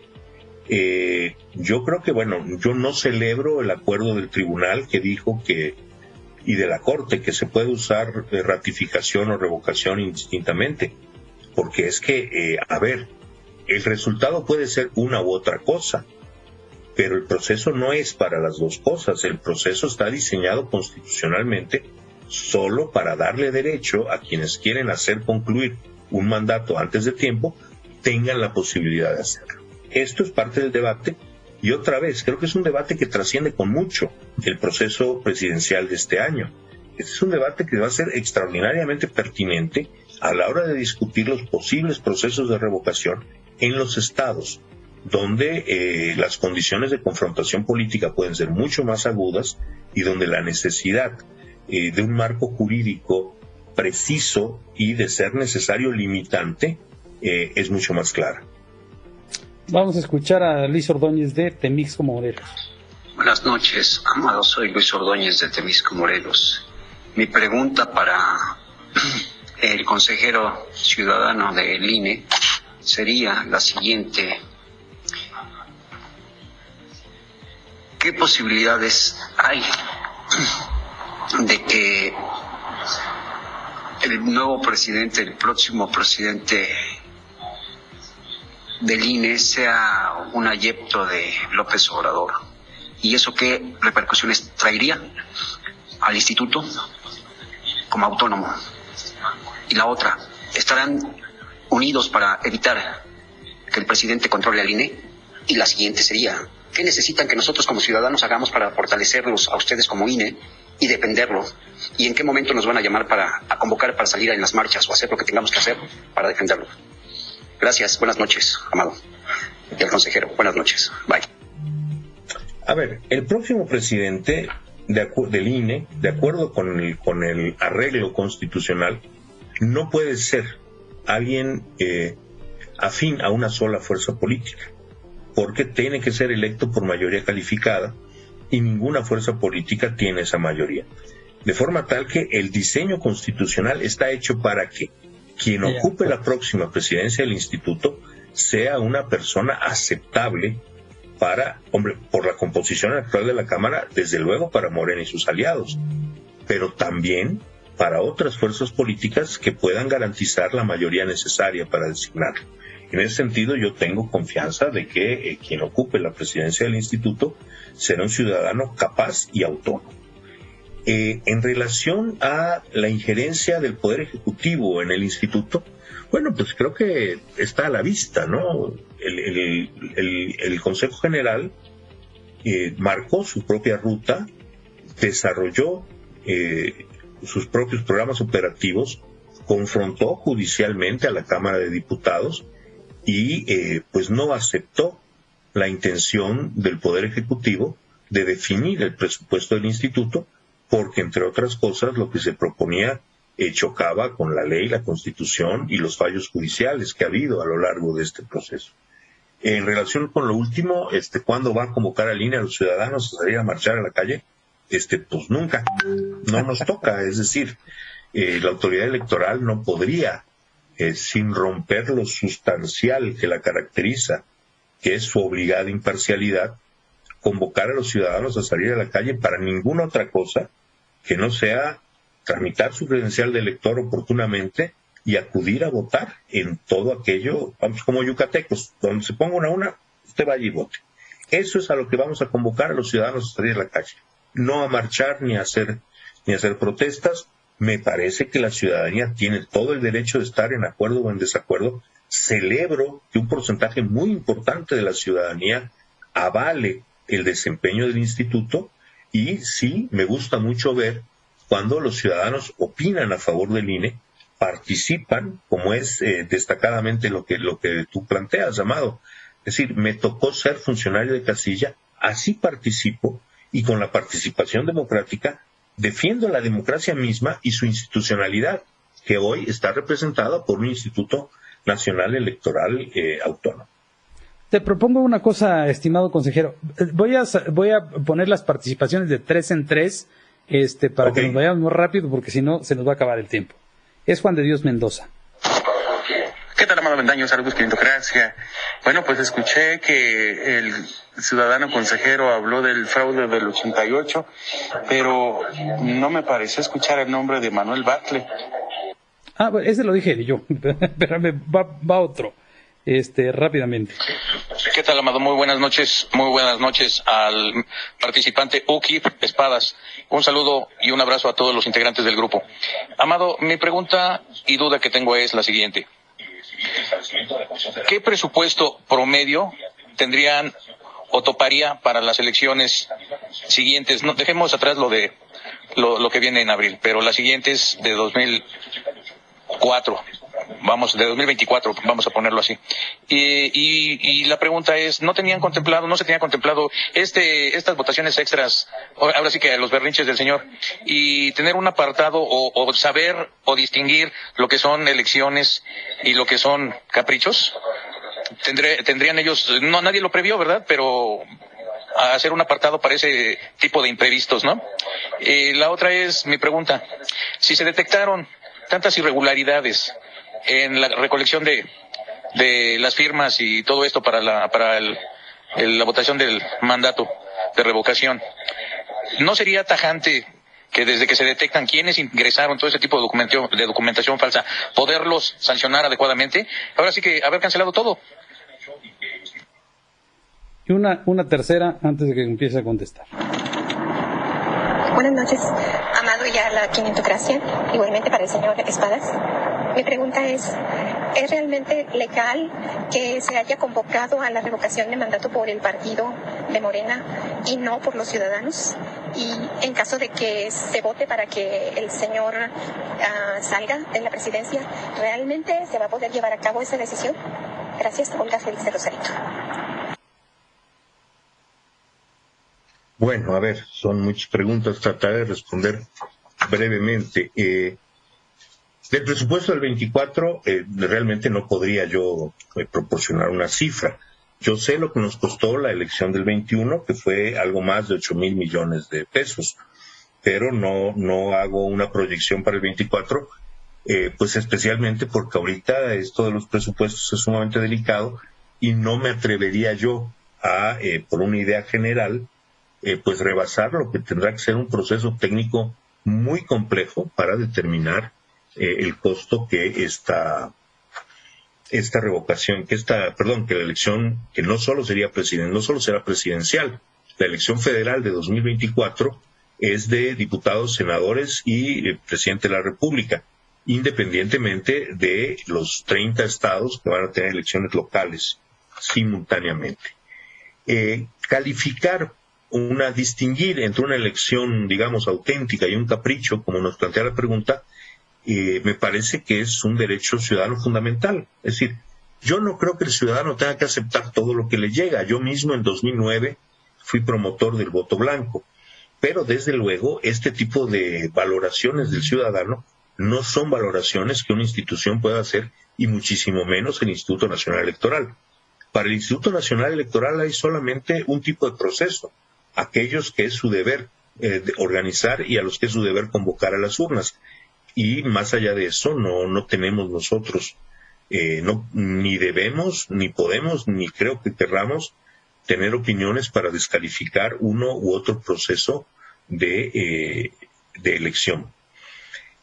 Sobre la siguiente pregunta, sobre la sanción a los falsificadores, es que los procesos de valoración de estas faltas están en curso, saber de qué se trató, hubo falsificaciones, en qué medida algo de esto se puede atribuir errores, qué tanto dolo hubo. Esto está en curso, se está investigando y se procederá pues, conforme a lo que la ley marca, es decir, turnando a autoridades con facultad directa para sancionar a ciudadanos en los casos en los que el INE no lo tiene. Ahora bien, que el hecho de haber encontrado esta serie de faltas en las firmas que se nos presentaron no puede legal, pero tampoco democráticamente, conducir a la cancelación del proceso. ¿Por qué? Porque más allá de la desconfianza que esto genera sobre la pulcritud con la que las firmas se recabaron, lo cierto es que se reunieron sobradamente, nosotros contabilizamos también sobradamente, hasta 3,5 millones de firmas auténticas de ciudadanas y ciudadanos que sí firmaron por desarrollar el proceso de revocación de mandato. Entonces, el hecho de que alguien haya falsificado formatos de firma, incluso que hayan falsificado muchos formatos de firma, no cancela el derecho individual de petición de los 3,5 millones de ciudadanas y ciudadanas cuyas firmas sí fueron verificadas, de solicitar este proceso de revocación. Entonces, en la medida en que hubo suficientes ciudadanas y ciudadanos de carne y hueso, que se confirmó que eran ciudadanas y ciudadanos de carne y hueso, pidiendo la revocación, lo único que el instituto puede hacer legal y democráticamente es convocar a la elección, a la revocación de mandato, y eso fue lo que se hizo. En cuanto a la eventual participación de un partido político, en este caso se menciona Morena, hay que decir que Morena no participó en este proceso, al menos ante las evidencias que el instituto tiene. Esto es complejo porque sí hubo militantes de Morena que participaron activamente en la recabación de firmas. Esto no está prohibido. Es decir, la prohibición de que los partidos políticos participen como tales no coarte el derecho de quienes están afiliados a Morena a participar. Y entiendo que en muchos casos así lo hicieron. Esto no es ilegal. Ilegal sería que, por ejemplo, se demostrara que hubo recursos de un partido político o de gobiernos en el proceso de revocación, desde reunir las firmas hasta la jornada electoral. Y bueno, en cuanto a lo último, si una mayoría vota porque se ha revocado el mandato del presidente, es que tampoco el presidente tendría alternativa legal. Es decir, hay cosas que la ley ordena y que por su naturaleza misma son de imposible resistencia. Si hubiera un 40% que participara y votaran a favor, estaríamos exactamente en la misma situación que cuando concluye un periodo presidencial y el presidente de la República tendría que abandonar el cargo. Pero esto necesariamente sobre la base de que se cumplieran dos condiciones: que al proceso de participación de revocación acudieran los casi 38 millones de personas que hoy representan el 40% de la lista nominal de electores, y que de ese volumen de participantes, la mayoría votara por revocar el mandato. Sin esas condiciones no hay razón ni legal ni democrática para que el presidente abandone su cargo. Para ir cerrando, te pongo otras 3 preguntas rápidas. Órale. Buenas noches, Quintocracia. Amado, nada más una pregunta. Mira, yo estoy inconforme con la revocación. Yo creo que muchos mexicanos también. Sin embargo, quiero preguntarle, ¿por qué el INE aceptó un capricho de este señor? Fue un mandato de él. Se supone que esta institución es autónoma y nada ni nadie la puede obligar a hacer algo mientras el pueblo, la democracia, no lo requiera o no lo pida. Hicieron su maniobra y ahí está. ¿Qué se puede esperar de ellos? Esa es mi pregunta. ¿Qué se puede esperar de ellos? ¿Que los mangonee López Obrador? Saludos. Buenas noches a todos. Bueno, creo que ya lo habías contestado. Va otra. Buenas noches, Amado. Buenas noches, de la Quintocracia. Para el señor Ukbuk. Oiga, ¿no cree que ya está dando un golpe de Estado en Operación Hormiga AMLO? Donde quiera está poniendo al ejército, hace unos días en el aeropuerto, y próximamente tomará las instalaciones de la que era PGR o donde está el Gersmanero. Esa es mi duda. Creo que si seguimos esperando otros 3 años, pues ya va a haber militares donde quiera, y aunque haya elecciones, pues van a valer madre. Nadie lo va a poder sacar ya de la presidencia, pues ya, el ejército está en todos lados. Lourdes desde Aguascalientes. Lo del ejército allí con Gersmanero lo escuché en código magenta. Déjame pongo una última. Buenas noches, mi nombre es Joaquín Núñez y la verdad, con respecto a este ejercicio de la revocación del mandato, a mí se me hace que no tiene ninguna validez democrática. Es solamente un capricho que se le está cumpliendo a esta persona que se llama Andrés, que según es el líder de México. La verdad, yo no he visto una postura fuerte de parte del INE, porque todos sabemos que el gobierno mexicano dura 6 años. Y esto de la revocación solamente lo pide el pueblo, que ya está harto, pero aquí lo pidió este señor que solamente quiere inflar su ego. Muchas gracias, maestro Amado, y que pase una excelente noche. Si quieres dar un redondeo breve a esto, porque digamos que este tema ya lo habías... Yo insistiría, el INE no puede... primero, el INE no obedece al presidente de la República y me parece que las fricciones que hemos pasado con el presupuesto lo han dejado muy claro. Pero el INE tampoco puede tomar decisiones arbitrarias, es decir, pues no nos gusta el proceso al que se quiere convocar y aunque haya las firmas y la ley lo diga, no lo vamos a hacer. El INE cumple obligaciones legales. Porque lo cierto es que más allá de la voluntad presidencial de realizar este proceso, pues lo cierto es que hay 3,5 millones de ciudadanos vivos, de carne y hueso, que lo pidieron. Por otro lado, creo que, estamos en una situación de tensiones políticas, eso no lo voy a negar, pero estamos muy lejos de lo que podríamos considerar un ambiente de golpe de Estado. No creo que haya ni la voluntad ni las condiciones en ningún aspecto para que México pudiera fructificar un golpe de Estado. No lo va a haber. Creo que las tensiones políticas se seguirán canalizando, como debe ser en democracia, a través de nuestras instituciones. En última instancia, la suerte del Instituto Nacional Electoral está en manos de la soberanía popular, lo cual es profundamente democrático y profundamente institucional. Yo confío en que la soberanía popular, encarnada en 628 legisladoras y legisladores, decida que la institución autónoma que hoy garantiza la integridad de las elecciones debe permanecer. De ahí a que deje de haber presiones políticas, pues desde luego que no. Las presiones, el conflicto, las tensiones son parte natural de la política y de la democracia. Y desde el INE trabajamos en esas condiciones. Evidentemente queremos trabajar en mejores condiciones.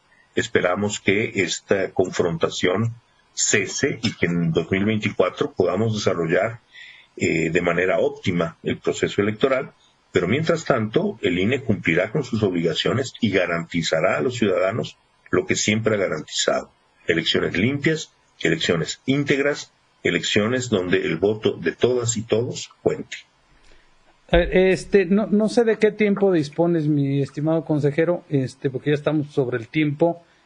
Si me permitieras, aunque sea una última ronda de preguntas. Adelante, sin problema. Carmen Freire, de la Ciudad de México. Buenas noches, Amado. Buenas noches al consejero Espada Ancona, a la Quintocracia. Pues yo tengo la duda de saber quién es quien tendría que decidir el voto electrónico, que ya fuera puesto para que empezáramos a hacer votaciones por ese medio, ¿a quién le corresponde? ¿Quién pone pues el dinero, la tecnología? Bueno, espero que no sea el gobierno, porque ya sabemos que no lo va a hacer, pero ¿quién más podría hacer y con quién podemos acudir o cómo le podemos nosotros hacer para pues que se avance en ese voto electrónico?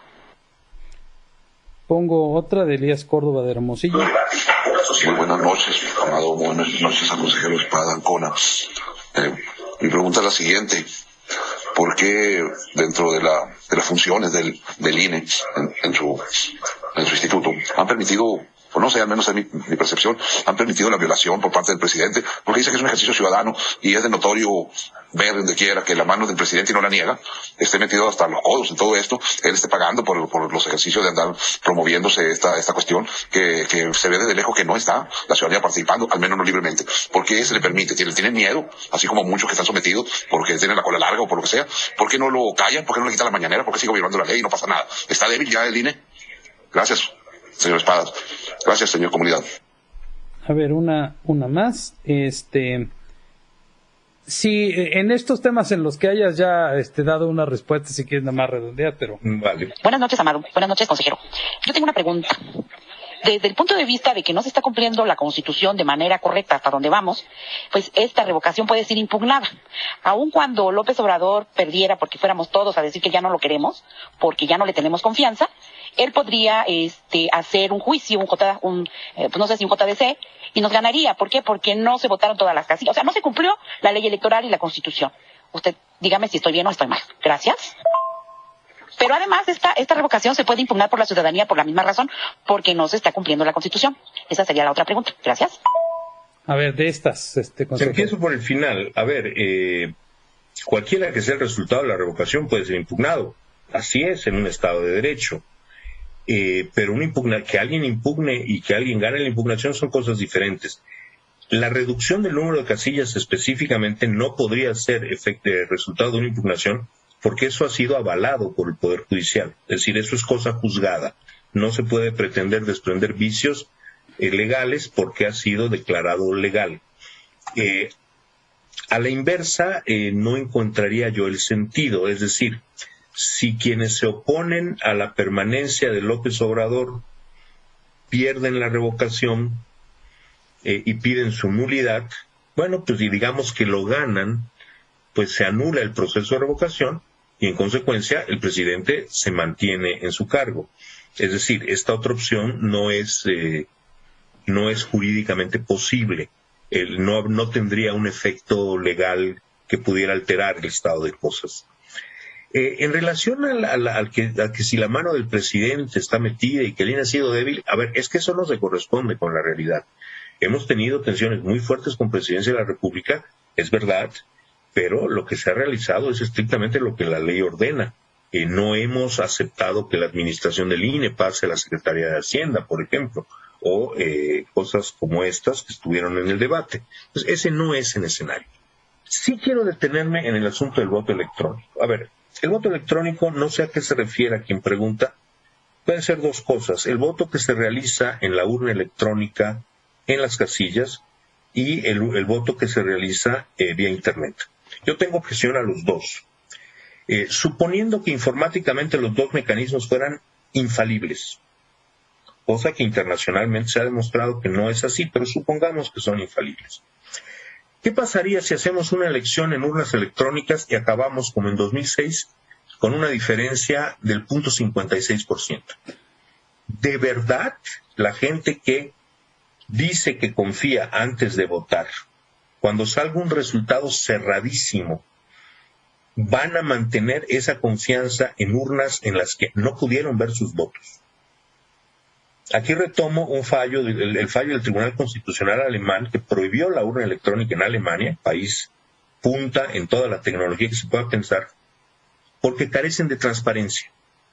Es decir, solo un reducidísimo número de peritos tiene la posibilidad de saber lo que ocurre dentro de la urna electrónica. El ciudadano de la calle no. Y en consecuencia, el ciudadano de la calle tiene derecho a desconfiar. Y si esta desconfianza se vuelve general en un proceso electoral cerrado, estaríamos metiendo al país en un conflicto político de grandes magnitudes. Pero al voto que realmente le tengo temor es al voto por Internet. Eso no sería ningún tipo de avance, no nos confundamos. Usar más transistores no significa tener elecciones más modernas. El voto por Internet, otra vez suponiendo que existiera un sistema inviolabilísimo de Internet, superamos cualquier estándar militar de la OTAN, de los rusos, de la NASA, y tenemos un sistema que garantiza que en su teléfono celular solo el titular del derecho al voto puede votar. ¿Y cómo evitamos que sobre el hombro del titular del derecho, su jefe, el líder sindical, el marido o el organizador de la Operación Tamal, Operación Cochinita en mi tierra, no vigile cómo el titular de ese derecho está votando? El día que en este país se acepte el voto por Internet, estaremos perdiendo el voto secreto. Y la democracia y la alternancia en este país se han construido fundamentalmente sobre el voto secreto. El voto por Internet perfecto e inviolable, que cada quien pueda realizar desde su casa o desde el local donde se organiza la Operación Tamal, es la pérdida de la secrecía del voto. No importa la perfección del sistema informático. Quiero ser enfático en esto. Claro. Yo no soy experto en informática. Leo y sé que no hay sistema informático perfecto, pero digamos que todo lo que he leído está mal y existe el sistema informático perfecto. ¿Cómo garantizamos que un tercero no vigile cómo se emite el voto? El que tiene una autoridad jerárquica, el jefe de fuerza armada, el marido autoritario, el padre de familia autoritario, el empresario, el líder sindical o simplemente el operador político que compra votos a cambio de dinero y que vigila que la persona que vote, vota como se le está pagando para que lo haga. Entonces yo como ciudadano me opondré con relativa resistencia a la urna electrónica, pero definitiva y radicalmente al voto por Internet. Nada que comprometa la secrecía del voto puede ser aceptado. Sí, perderíamos completamente esta oportunidad que tenemos del recuento de casillas cuando hay duda, ¿no? Hay mecanismos que lo permiten incluso. Y en eso, por ejemplo, la urna electrónica de Jalisco imprime un testigo de la votación y eso puede permitir una votación manual. Pero evidentemente los testigos no tienen las características de la boleta, están emitidos por la máquina, no están tachados por personas. Entonces, otra vez, supongamos que son perfectas las urnas. ¿De verdad?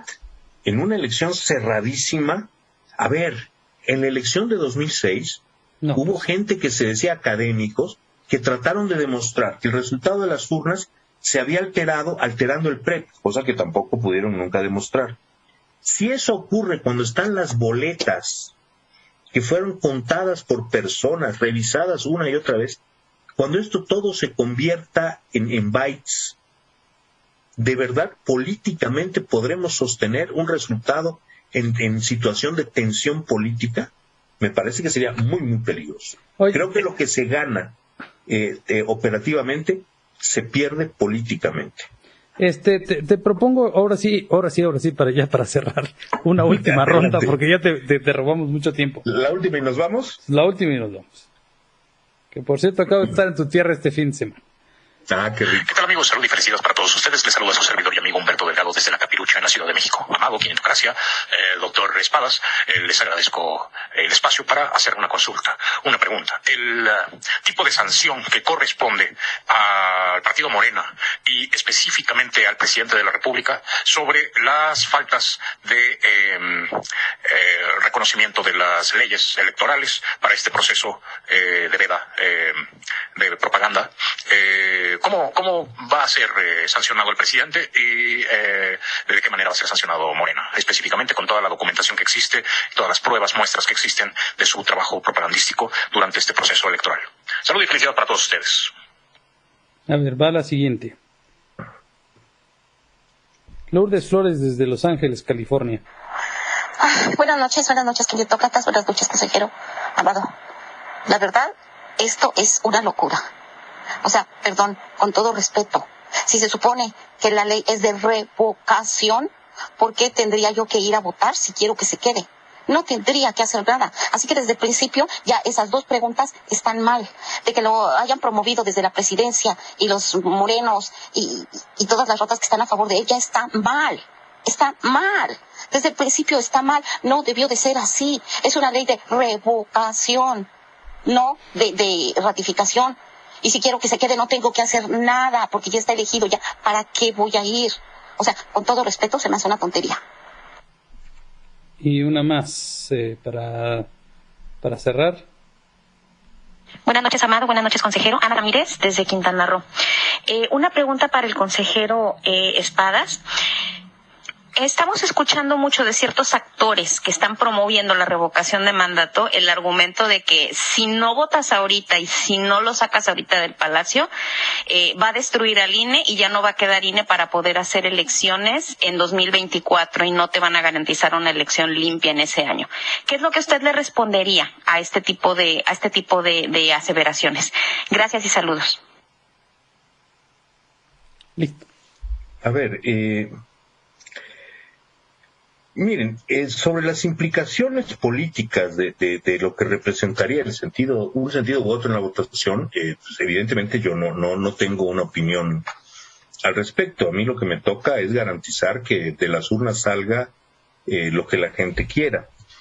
Sin embargo, yo quiero insistir en que las cosas son más complejas en este país que simplemente un choque entre la Presidencia de la República y el Instituto Nacional Electoral.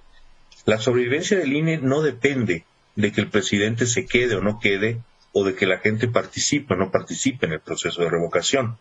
La sobrevivencia del INE depende, me parece a mí, en primera instancia, de el reconocimiento social que tiene, y que es un reconocimiento social muy amplio. Y creo que en ese sentido, esa parte del proceso es ya desde hoy favorable al instituto.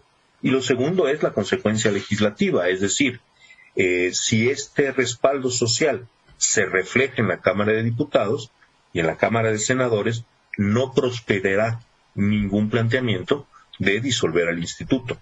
En ese sentido, me parece que el proceso va a requerir, ¿qué va a pasar con las autoridades electorales en este país?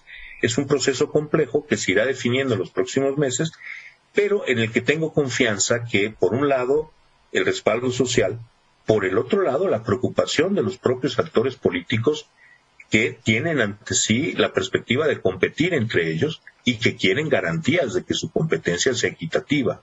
Es decir, los actores políticos de unos partidos y otros no quieren ir a elecciones con un árbitro que no sea imparcial y que no sea una garantía de integridad electoral.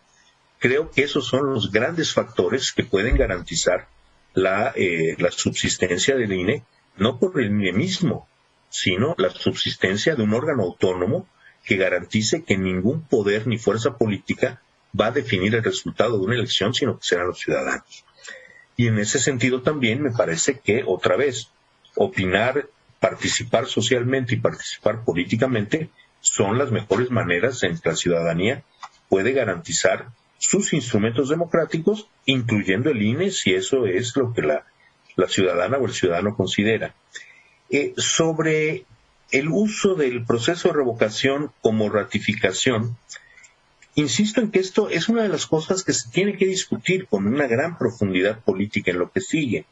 Es decir, en mi concepción personal, el proceso de ratificación lo que trata de garantizar es el derecho de quienes efectivamente quieran revocar al presidente.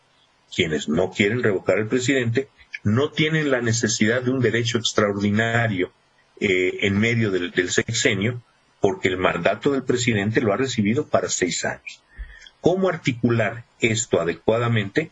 Me parece que es algo que todavía tiene que madurar, que no está plenamente maduro en la condición actual y que tiene que ser parte del debate que tengamos como sociedad y que tengan los representantes populares al concluir el proceso.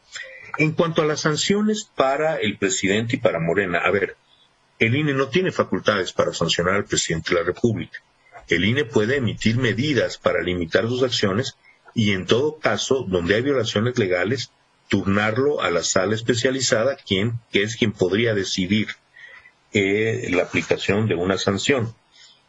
Hay vacíos jurídicos que no me meteré a resolver los asuntos de la sala, pero hay vacíos jurídicos que dificultan la posibilidad de ejercicio de una sanción directa al presidente de la República.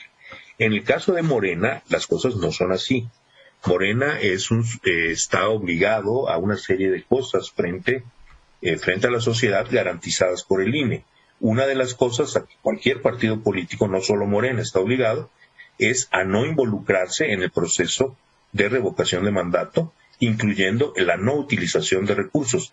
Si cualquier partido político, y otra vez Morena no es la excepción, usa sus recursos en el proceso de revocación, muy seguramente el Instituto Nacional Electoral detectará ese uso de dinero y habrá las sanciones económicas que se prevén.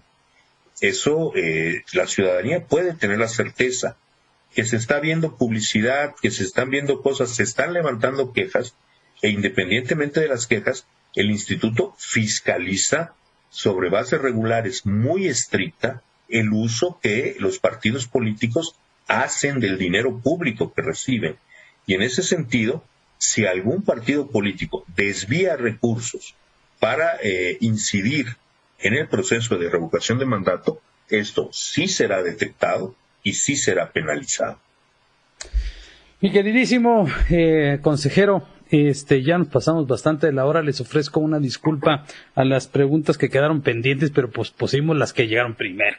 Les agradecemos mucho, te agradezco especialmente la disposición que has tenido, la claridad en tus respuestas, y esperemos que podamos tener la oportunidad en algún momento de volver a hacer este ejercicio, que me parece que es muy enriquecedor para la comunidad y más o menos te puede dar una retroalimentación de cómo la gente está viendo el ejercicio del Instituto Nacional Electoral, sobre todo que te lleves la plena convicción de que, como ya lo deben saber no solo tú sino todos los demás, que la inmensa mayoría de los ciudadanos tenemos plena confianza en el órgano electoral. Te agradezco muchísimo, mi querido Ukip Espadas Ancona, consejero electoral. Por el contrario, Amado, muchas gracias a ti y muy especialmente a tu público. Siempre es grato tener este tipo de diálogos. Muchísimas gracias. Bueno, pues nos vemos mañana. Cuídense mucho. Ahí estamos al pendiente. Gracias a todos. Hasta luego.